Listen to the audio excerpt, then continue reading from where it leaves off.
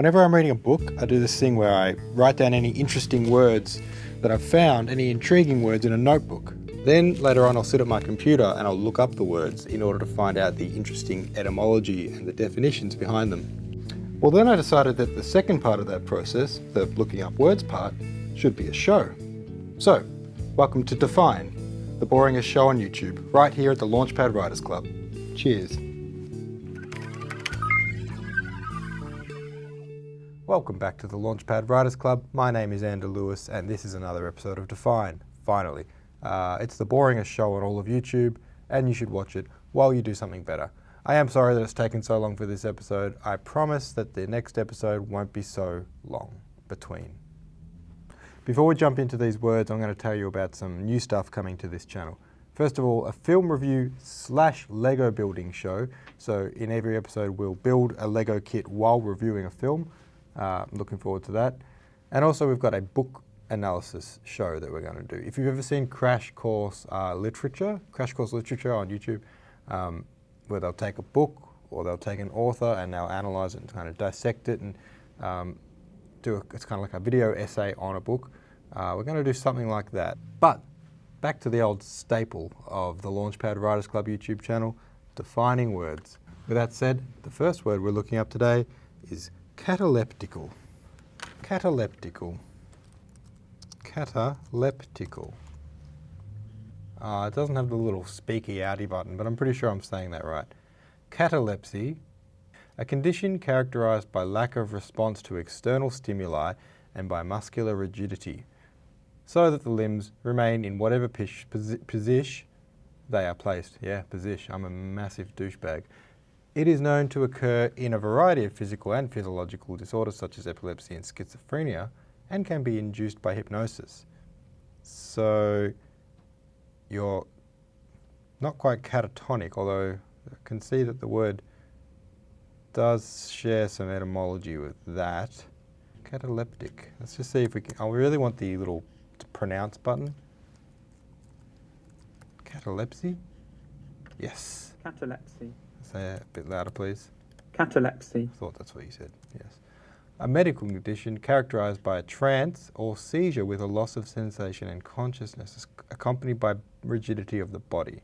I don't know how this word found its way into my list. I must have read it in a book somewhere. A trance-like state marked by loss of voluntary motion in which the limbs remain in whatever position they are placed. Like a little, like Gumby. Or that whose line is it anyway? Anywhere, whose line is it anyway game. You know that one where they position each other in positions? I'm good at words. Cataleptical. Trance-like. Trance-like state. I'm trying to make this more concise because I can't be bothered writing all that. With fixed rigidity, that says rigidity, in fact. And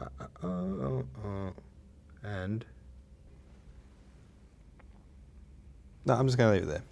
You're in a trance and you've got fixed rigidity. All right, we know what that means. Let's move on to the next word. I'm sick of Cataleptical. The next word is negativistic. Negativistic. Negativistic.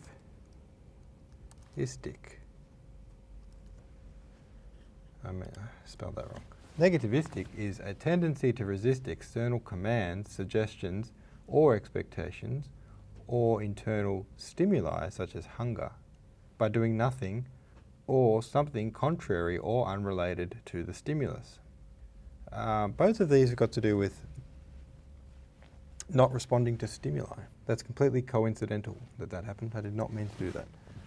Two words that are about not responding properly to external stimuli or internal stimuli, such as hunger. Okay, tendency to resist external commands. Tendency to resist external commands suggestions. Expectations. Oh my gosh. So apparently in the last few weeks since the last episode of Define, I've gotten really bad at handwriting. Apparently. Apostate. That's the next word. Apostate.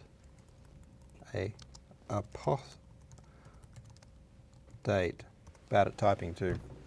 I'm just a bad worder. A person who renounces a religious or political belief or principle. I wonder if it means like, if you're an apostate, you've done that once, or it means like you are characterized by the trait of often renouncing religious or political beliefs. Like if you're an apostate, are you someone who's constantly renouncing everything you believe? Or does it just mean someone who's done that once? Because I think everyone would have done that once at least, right? Hopefully. Otherwise you're very, very set. If you haven't done that at least once, that means you just knew everything when you were born. You never had to revise anything that you thought you knew. I just did something very handsy. All right. Don't have my glasses. How does the Bible define apostasy? Oh, I didn't hear the little wordy bit. Apostate. Yeah. Word has gone dramatically unpopular in the last 100 years. Someone who has deserted his cause. See, that's a little bit more of a weighty definition. Hey, this is cool. The etymology, it comes from the Greek word that means a runaway slave, which implies that you were enslaved by the previous political or religious principle. It's an interesting way to look at it, because I guess if you've come to believe that one of your principles was incorrect and you'd kind of been, living a lie, so to speak, like you'd been believing something that was untrue, you probably would feel like you were a slave to a falsehood, because it's false. You were a slave to it. You were under its control. And then once you're free from that, in your mind, you're free from something that was false, then you are no longer a slave to it. I just realised I just rambled that. That was a long ramble. I just said the same thing like 4 times in a row. Why do you watch this? You're a sick individual. An apostate is a person. What about if it wasn't a person? Who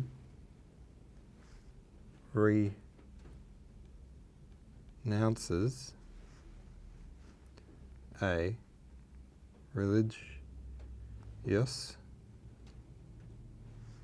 or political principle. I really want to fit in that etymology, but I've run out of space. Okay, let's do it really small. Let's see how small I can write. This will be fun. You'll enjoy this.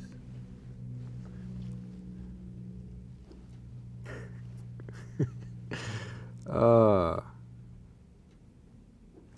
Look how small that is. Oh my god, that's so interesting and fun.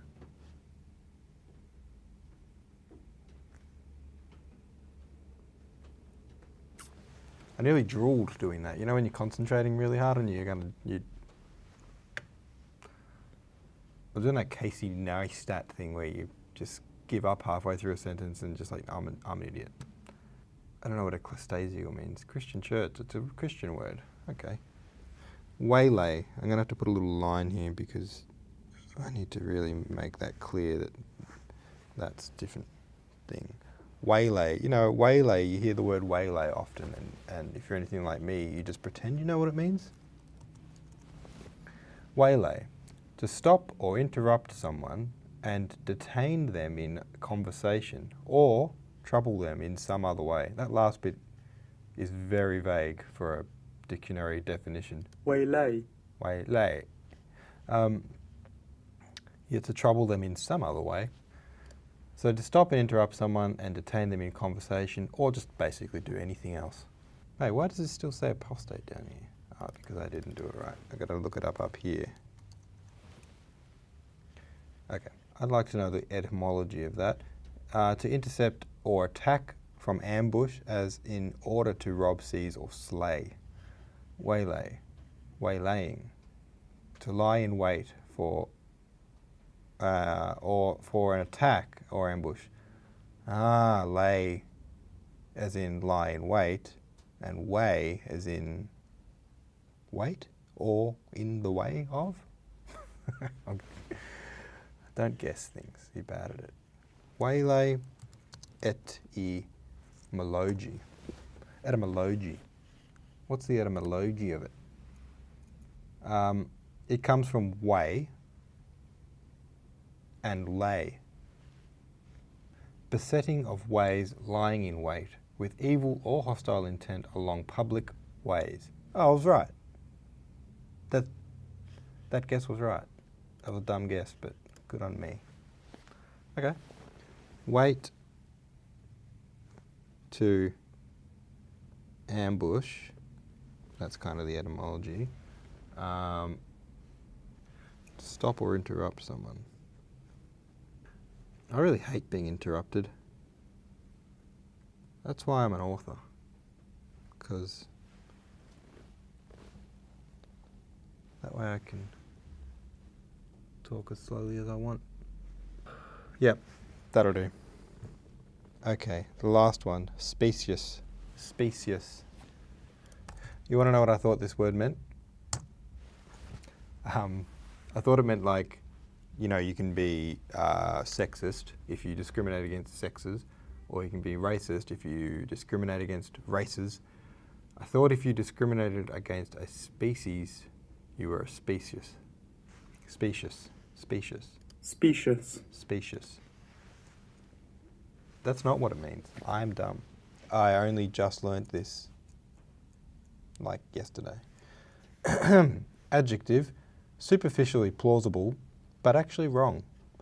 Something that's misleading in appearance, especially misleadingly attractive. The music, this is an example.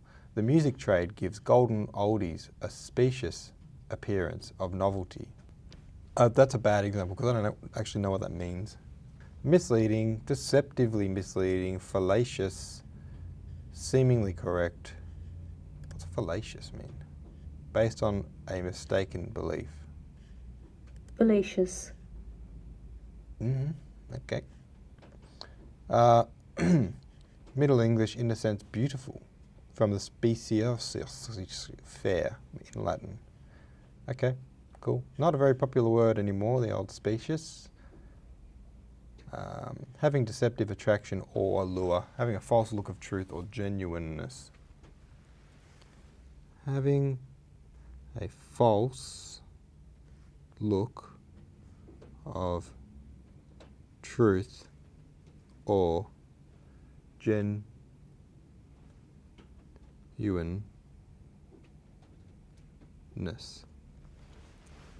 Pretty good, pretty good.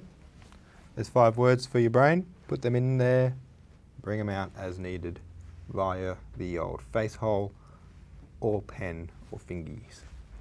Up to you which one of those you use. If you've got a 4th method of getting words out of your brain box, love to know about it. Leave it in the comments below.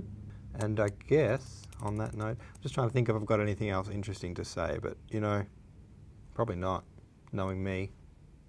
Okay, thanks for watching. You've had a great time. You've really enjoyed yourself, actually, and I hope you learned something.